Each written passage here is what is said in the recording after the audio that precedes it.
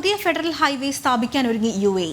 ഓരോ എമിറേറ്റുകളിലും തിരിച്ചുള്ള ഗതാഗതം സുഗമമാക്കുന്നതിന്റെ ഭാഗമായാണ് പദ്ധതി നടപ്പിലാക്കുന്നത്.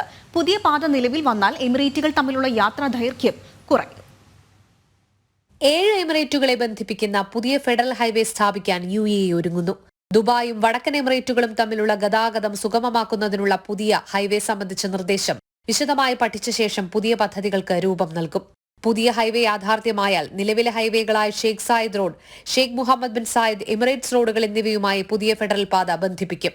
ഊർജ്ജ അടിസ്ഥാന സൗകര്യ മന്ത്രി സുഹൈൽ ബിൻ മുഹമ്മദ് അൽ മസ്റൂയിയാണ് ഇത് സംബന്ധിച്ച നിർദ്ദേശം സമർപ്പിച്ചത്. പുതിയ ഹൈവേ നിർമ്മിക്കണോ നിലവിലുള്ള പാതകൾ വികസിപ്പിക്കണോ എന്ന കാര്യം തദ്ദേശ സ്വയംഭരണ സ്ഥാപന പ്രതിനിധികളുമായി കൂടിക്കാഴ്ച നടത്തിയ ശേഷം അന്തിമ തീരുമാനം പ്രഖ്യാപിക്കും.